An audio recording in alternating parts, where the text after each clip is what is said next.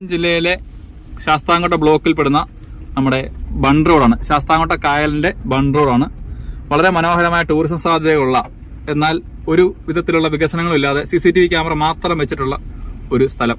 എന്നാൽ നമ്മുടെ ഈ പ്രദേശത്തുള്ള ആളുകൾക്കൊക്കെ വൈകുന്നേരങ്ങളിലൊക്കെ വന്ന് സായാഹ്നങ്ങൾ കൊച്ചുങ്ങളുമായിട്ടൊക്കെ വന്ന് ആഘോഷിക്കാൻ വേണ്ടി കുടുംബശ്രീ വഴിയൊക്കെ ആയിട്ട് ചെറിയ രീതിയിൽ ഇവിടെ ഒരു ഡെവലപ്മെന്റ് ഒക്കെ നടത്തി കഴിഞ്ഞാൽ പാസ്സൊക്കെ വെച്ച് കുറച്ച് പേർക്ക് ജോലിയും ആവും, നമ്മുടെ നാട്ടിലുള്ള ആളുകൾക്ക് ഒരു നേരം പോക്കും ആവും.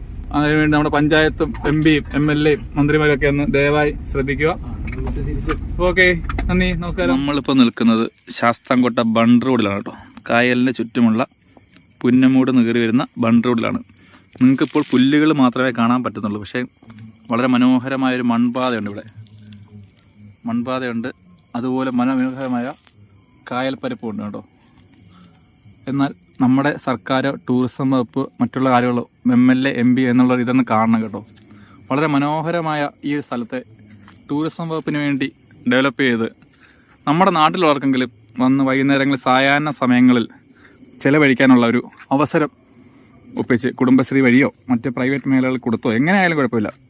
ഈ ബണ്ട് റോഡൊക്കെ നവീകരിച്ച് ഫുള്ള് സോളാർ ലൈറ്റുകളൊക്കെ വെച്ച് കഴിഞ്ഞാലുണ്ടല്ലോ എത്ര മനോഹരമായിരിക്കും അറിയോ. ഇതുവഴി പോയിട്ടുള്ളവർക്ക് അറിയാൻ പറ്റും, എങ്കിലും പറയുകയാണ്.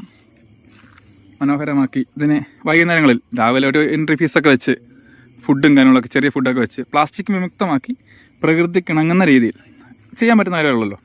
അങ്ങനെ ഒരു രീതിയിലാക്കിയെടുക്കുന്നെങ്കിൽ വളരെ മനോഹരമായി നമുക്കിത് ഒരു ടൂറിസം ഡെവലപ്മെൻറ്റ് ആക്കിയെടുക്കാൻ പറ്റും.